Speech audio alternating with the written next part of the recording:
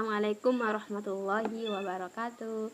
Berjumpa lagi di channel kita, channel Ilyasari. Pada video kali ini kita akan membahas tentang salah satu karya sastra angkatan Pujangga Baru, yakni saya mengambil novel Kehilangan Karmila karya Hamidah. Lalu kita akan menganalisis apakah pada novel itu terdapat pembaruan atau pengembangan dalam isi ceritanya. Jika terdapat pembaruan dalam novel itu, maka kita harus mencari tahu perbedaan ciri atau karakteristik antara karya sastra angkatan Balai Pustaka dengan karya sastra angkatan Pujangga Baru. Nah, tujuan pembahasan ini saya buat untuk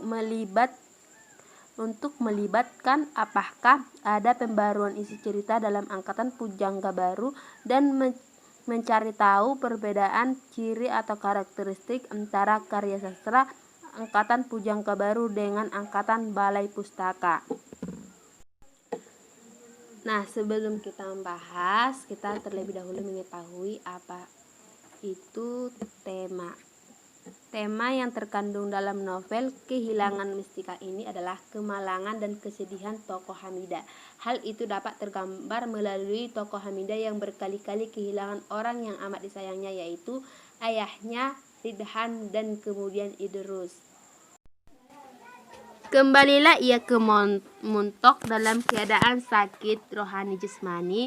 Di Montok ia aktif lagi ketika dua orang pemuda, Anwar dan Idrus, mencintai sekaligus. Ia telah memilih Idrus. Ia dan Idrus kemudian berusaha sehingga Anwar berjodoh dengan Rukia. Dengan kematian ayahnya, nasib Hamidah menjadi berubah. Ia harus ikut saudaranya ke Jakarta karena taktik saudaranya itu gagallah cita-citanya untuk hidup bersamanya dengan Idrus. Dikawinkanlah ia dengan Rusli. Dengan susah payah akhirnya Hamidah berhasil memindahkan cintanya pada Rusli.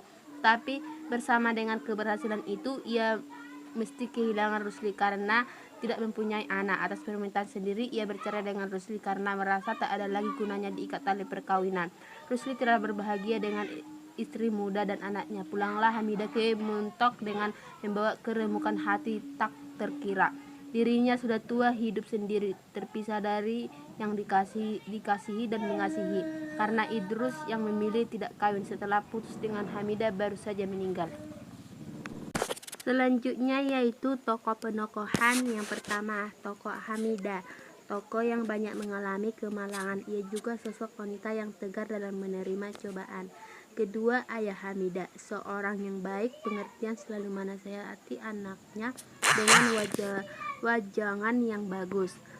Ridwan, laki-laki baik yang mencintai Hamidah sepenuh hati, seorang yatim piatu dan tinggal bersama pamannya. Tokoh 4, Paman Ridwan, jahat, sangat patuh terhadap adat istiadat yang berlaku. 5, Idrus, seorang pemuda kurus serta pucat sedikit, rupanya tak gagah tetapi hatinya amat mulia, perasaannya amat halus, kepandaiannya tentang musik amat sempurna atau penyabar. Anwar, sosok pria yang tangkas dan sigap, pemboros, sikapnya tidak lebih baik dari Idrus. Saudara perempuan Hamidah, baik tapi sedikit licik karena menahan surat Idrus untuk Hamidah. Selanjutnya yang ke-8, Rusli, baik, sangat mencintai Hamidah sepenuh hati. Nah, dapat kita lihat dari novel Balai Pustaka dengan perbandingan novel Pujangga Baru. Dapat kita lihat dari tokoh Hamidah. Tokoh Hamidah merupakan tokoh yang mendapatkan pembaruan dibandingkan dengan Balai Pustaka, di mana pada tokoh novel Hamidah ini adalah membawa sosok perempuan yang ingin perubahan besar dibandingkan dengan Balai Pustaka. Nah, di dunia sastra masih didominasi oleh kaum laki-laki. Tak heran jika cara pandang generasi pun terjadi. Ideologi yang mendominasi masyarakat nampaknya turut mempengaruhi cara pengarang dalam menempatkan tokoh perempuan dalam karyanya. Pertentangan pokok masyarakat Indonesia mulai dari sistem sosial yang memberikan kekuasaan yang besar terhadap golongan bangsawan yang meninggikan pangkat. Selanjutnya yaitu alur. Alur ialah rangkaian cerita yang dibentuk oleh tahapan-tahapan peristiwa sehingga menjalin sebuah cerita yang dihadirkan oleh para pelaku dalam satu cerita. Alur yang digunakan dalam novel ini adalah alur baja. yang terdapat pada kutipan, "Aku berumur kira-kira 4 tahun tatkala aku ditimpa malapetaka yang tak ku ketahui. Ibu yang kucintai, ibu yang wajib menjaga dan mendidik diriku, terpaksa menutup mata untuk selama-lamanya. Sebenarnya kami ada 6 beradik, tapi 2 diantara telah meninggal, sementara ibu masih hidup. Dalam kami yang tinggal itu adalah 3 perempuan dan seorang laki-laki." Yang terdapat juga pada kutipan ini, "Kupikir-pikir tak dapat tiada orang yang dikatakan mereka itu ialah Rusli. Kalau sekiranya aku tolak permintaan mereka, aku akan terbuang dari saudaraku. Kuturut ya, aku bimbang bingung, takut kalau kami tak dapat bersuaian dalam pada itu tampak olehku rupa Idrus yang kutunggu-tunggu dan membuka kebatanku yang kukasihi. Tak mungkin, aku tak mau, aku mesti menunggu Idrus."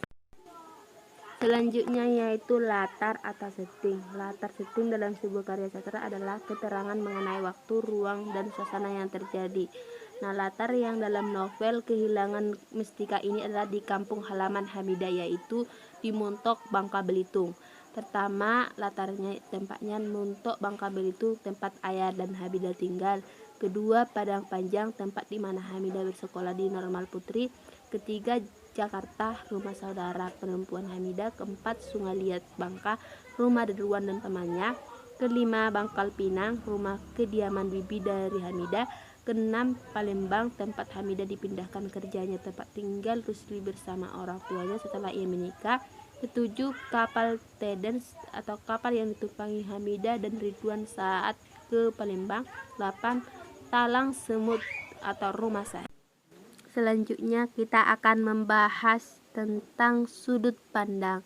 Sudut pandang yang digunakan dalam novel Kehilangan Mestika ini adalah sudut pandang orang pertama serba tahu. Contohnya itu terdapat pada kutipan kalimat, "Dia lebih menang dariku. Ia adalah anak yang sulung dan bungsu. Ibunya meninggal ketika ia lahir ke dunia dan bapaknya pada beberapa tahun lalu telah berpulang-pulang." Selanjutnya yaitu kita akan membahas tentang gaya bahasa. Gaya bahasa dalam novel ini yaitu bahasa sehari-hari. Hanya saja dalam novel ini terdapat kata-kata kiasan. Berikut kutipannya, "Disangka panas sampaikan petang, kiranya hujan di tengah hari."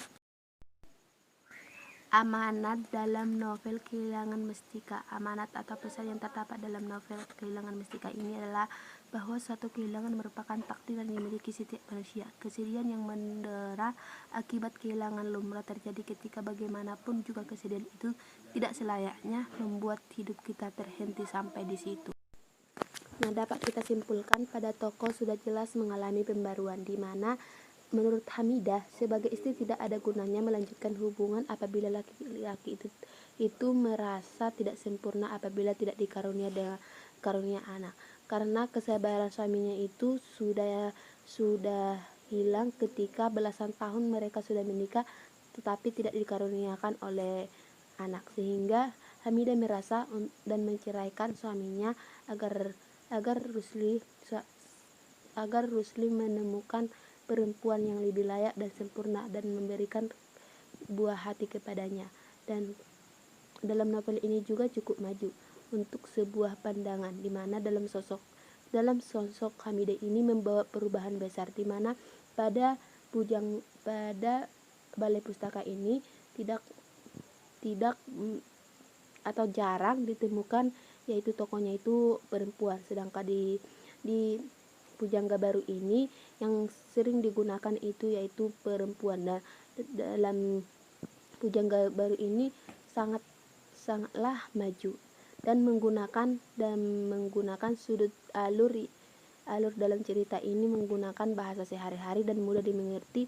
Berbeda dengan balai pustaka, pemikirannya jauh beda dan terikat dengan kebiasaan nenek moyang dan adat istiadat. Sekian dari penjelasan singkat saya. Apabila ada kata-kata yang salah, saya mohon maaf. Kepada Allah saya mohon ampun. Assalamualaikum warahmatullahi wabarakatuh.